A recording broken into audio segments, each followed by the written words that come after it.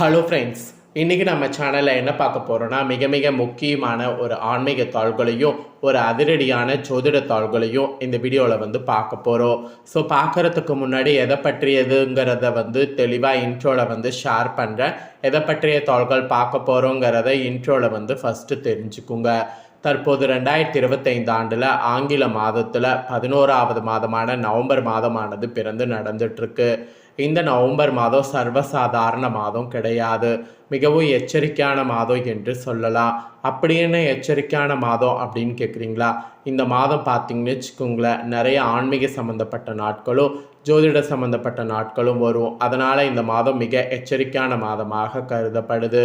இந்த மாதத்தில் one of the ஒரு எச்சரிக்கையான ஆன்மீக சம்மந்தப்பட்ட நாள் நவம்பர் 5ஆம் தேதி வந்தது. அது என்னன்னா, அன்னைக்கு ஐப்பசி மாதத்துடைய பௌர்ணமியானது வந்தது. மற்ற மாதங்களில் வரக்கூடிய பௌர்ணமி காட்டிலும் ஐப்பசி மாதத்தில் வரக்கூடிய பௌர்ணமி ரொம்ப விசேஷமான பௌர்ணமி. இந்த பௌர்ணமி அன்னைக்கு கிரகங்களிடையே ஏற்படக்கூடிய மாற்றங்களால் ஒவ்வொரு ராசிக்காரங்களுக்கும் தலையெழுத்து மாறும். அப்படி மாறக்கூடிய தலையெழுத்தை அந்தந்த ராசிக்காரங்க தெரிஞ்சு பலனடையணுங்கிறதுனால ஒவ்வொரு ராசிக்கும் என்ன பலன் கிடைக்குங்கிறத ஷேர் பண்ணிட்டு வரேன். அதில் இன்றைக்கி இந்த வீடியோவில் மகர ராசிக்காரங்களுக்கு ஷேர் பண்ண போகிறேன். மகரம் ராசியில் பிறந்த நேயர்கள் அத்தனை பேரும் இந்த ஒரு வீடியோவை ஸ்கிப் பண்ணாமல் பாருங்கள். உங்களோட ராசிக்கு இந்த பௌர்ணமியிலேருந்து என்ன மாதிரி தலையெழுத்து மாறும் அப்படிங்கிறத உங்கள் நட்சத்திரத்துக்கு ஏற்ப தெரிஞ்சு அதற்கேற்ப நடந்து பலன் பெறுங்க. ஸோ உங்களுக்கான பலனை தெரிஞ்சு பலனடைகிறதுக்கு முன்னாடி ஃபஸ்ட்டு இந்த பௌர்ணமியில் பார்த்தீங்கன்னு வச்சுக்கோங்களேன், சில பரிகாரங்கள் செய்யணும். ஆக்சுவலி இந்த பௌர்ணமி ஒரு சாதாரண பௌர்ணமி கிடையாது, மிகவும் சக்தி வாய்ந்த பௌர்ணமி என்று சொல்லப்படுது. இந்த சக்தி வாய்ந்த பௌர்ணமி அன்னைக்கு பிரபலமான ஒரு பரிகாரம் நாம் செய்கிறது நம்ம வாழ்க்கையை முற்றிலும் மாற்றும். ஸோ என்ன பரிகாரம் செய்யணுங்கிறத வாங்க பார்க்கலாம். ஆக்சுவலி பஞ்சம் தீர்க்கக்கூடிய ஐப்பசி பௌர்ணமி பரிகாரம் இதை ஒவ்வொருவருமே செய்யணும். உலகத்திற்கே சோறு போடுகின்ற சிவபெருமானுக்கு அன்ன அபிஷேகம் நடைபெறக்கூடிய நாள் ஐப்பசி பௌர்ணமி. சோறு கண்ட இடம் சொர்க்கம் என்று முன்னோர்கள் சொல்வாங்க. இதற்கு என்ன அர்த்தம்னா, சோறு எந்த இடத்தில் கிடைக்கிறதோ, எந்த இடத்தில் நம்மளுடைய பசியை ஆட்சி கொள்ள முடிகிறதோ அந்த இடம்தான் நமக்கு சொர்க்கமாக இருக்கும். இது ஒரு அர்த்தம். இதே போல் சிவபெருமான் மீது விழக்கூடிய ஒவ்வொரு அரிசி பருக்கையும் ஒவ்வொரு சோறு சிவபெருமானாக மாறுகிறது. ஒரு ஈசனை பார்த்தாலே புண்ணியம். 1,00,000 சாதங்கள் ஒன்றாக சேர்ந்து சிவபெருமான் மீது அபிஷேகம் செய்யும்போது அந்த ஒவ்வொரு அரிசி பருக்கையும் சிவபெருமானாக மாறி நிற்கிறது. ஆக லட்ச ஈசனை தரிசனம் செய்தால் நமக்கு சொர்க்கம் தானே. சோறு கொண்ட இடம் சொர்க்கம் என்பதற்கு இப்படி ஒரு அர்த்தத்தை நம்மளுடைய முன்னோர்கள் சொல்லி வைத்திருக்கிறாங்க. இப்படி சக்தி வாய்ந்த இந்த ஐப்பசி பௌர்ணமியை விட்டுறக்கூடாது. இப்போ இந்த ஐப்பசி பௌர்ணமி பரிகாரத்தை வாங்க பார்க்கலாம். இவ்வளவு அற்புதங்களை கொண்ட இந்த ஐப்பசி பௌர்ணமி நாளில் நம்மளுடைய வீட்டில் நம்ம கையால் செய்ய வேண்டிய எளிமையான பரிகாரத்தை பற்றி இந்த ஆன்மீக சார்ந்த வீடியோவில் நாம் பார்க்க போகிறோம். அதை நீங்கள் தெரிந்து கொள்ள போகிறீங்க. இந்த தினம் ஐப்பசி பௌர்ணமியில் மாலை நிலவு உதயமானதுக்கு பின்பு இந்த பரிகாரத்தை செய்ய வேண்டும். உங்கள் வீட்டில் அரிசி அளப்பதற்கு ஆளாக்கு, ஓலாக்கு, அரைப்படி, படி என்று ஏதாவது கட்டாயம் வைத்திருப்பீங்க. டம்ளரில் அரிசி அளக்கக்கூடாது. இப்படி சின்னதாக படி வாங்கி வைத்து தான் அரிசி அளக்க வேண்டும். அதுதான் வீட்டுக்கு ஐஸ்வர்யத்தை கொடுக்கும். அந்த ஆளாக்கிலோ அல்லது படியிலோ நிரம்ப பச்சரிசி வைத்து விடுங்க. அதன் மேலே ₹1 நாணயத்தை வைத்து விடுங்க. இதை மொட்டை மாடியில் வைங்க அல்லது பால்கனியில் வைங்க. நிலவொளி எந்த இடத்தில் வருமோ அந்த இடத்தில் வைத்துவிட்டு அந்த ஈசனையும் சந்திர பகவானையும் மனதார நினைத்து கொள்ளுங்க.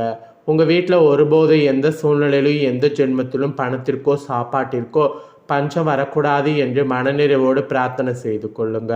கொஞ்ச நேரம் இந்த அரிசியும் அந்த நாணயமும் நில வெளிச்சத்தில் இருக்கட்டும். நீங்களும் அந்த வெட்ட வெளியிலே இருக்கலாம். நிலவு ஒளி உங்கள் மீது படுவது ரொம்ப ரொம்ப நல்லது. 1 மணி நேரம் 2 மணி நேரம் எவ்வளவு நேரம் இருந்தாலும் தவறு கிடையாது. இப்படி வைப்பதற்கு வாய்ப்பு இருந்தால் அதை நீங்கள் பயன்படுத்தி கொள்ளுங்க.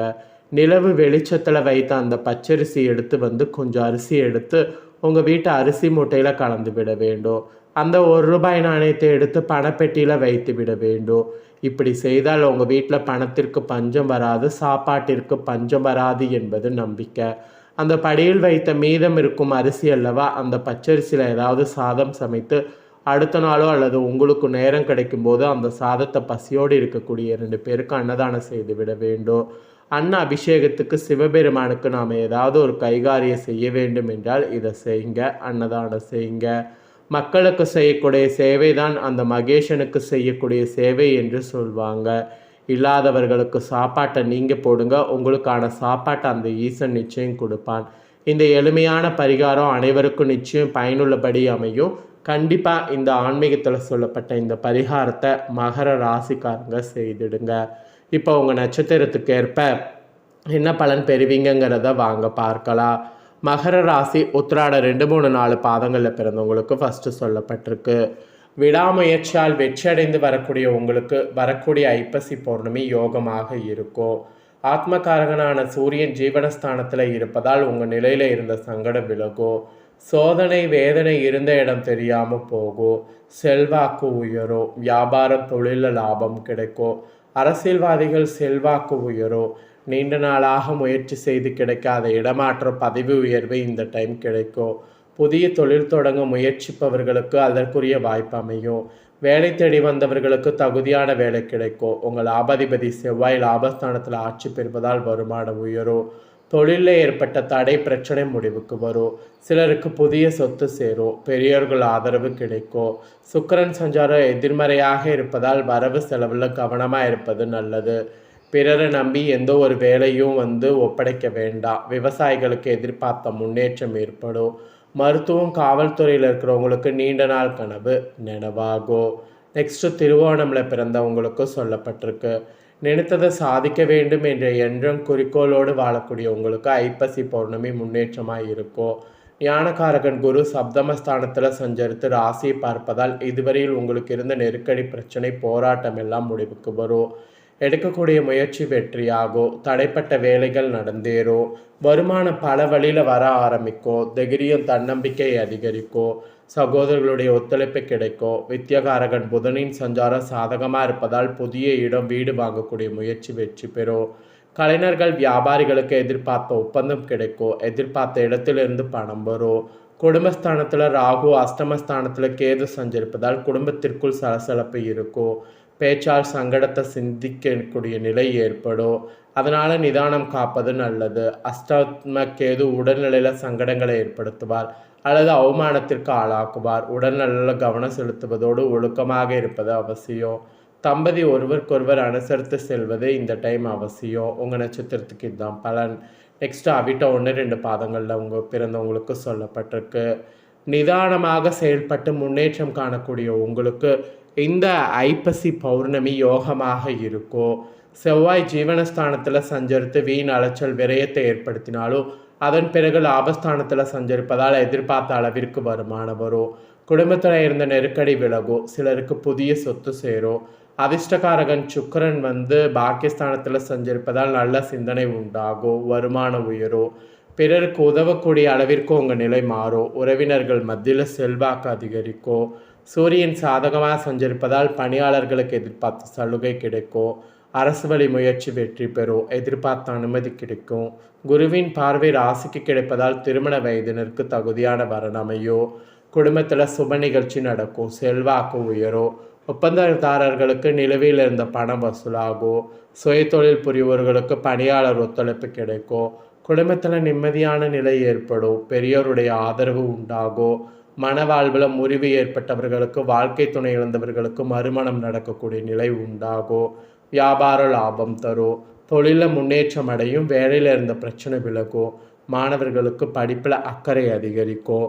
ஸோ இந்த நட்சத்திரத்தில் பிறந்தவங்களுக்கு இதுதான் பலன். இதற்கேற்ப நடந்து பலன் பெறுங்க.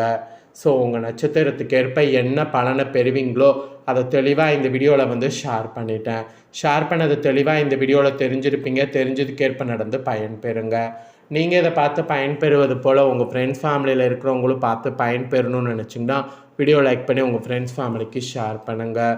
உங்கள் ஃப்ரெண்ட்ஸ் ஃபேமிலியில் இருக்கிறவங்களும் மகர ராசிக்காரங்களாக இருந்தாங்கன்னா இந்த தகவல்களை பார்த்து இதை தெரிஞ்சு இதற்கேற்ப நடந்து பயன்பெறட்டும். இதே போல் புதிய தகவல்களை தெரிந்து கொள்ள மறக்காமல் நம்ம சேனலை சப்ஸ்கிரைப் பண்ணுங்கள். கூட பெல் பண்ண ப்ரெஸ் பண்ணுங்கள். ஃபஸ்ட் டைம் பார்க்குறவங்க அதை நீங்கள் பண்ணிட்டீங்கன்னா இனி நான் போடுற மற்ற அப்டேட்டான எல்லா வீடியோஸும் உடனுக்குடனே தெரிந்து கொள்ளலாம். ஸோ மறக்காமல் சப்ஸ்கிரைப் பண்ணி பெல் பண்ண ப்ரெஸ் பண்ணுங்கள். நெக்ஸ்ட்டு கும்ப ராசிக்காரங்களுக்கு இதே போல் பௌர்ணமி பலன்கள் என்னங்கிறதோடு புதிய வீடியோவில் வந்து உங்களை சந்திக்கிறேன். சப்ஸ்கிரைப் பண்ணி சப்போர்ட் பண்ணுங்கள். நன்றி.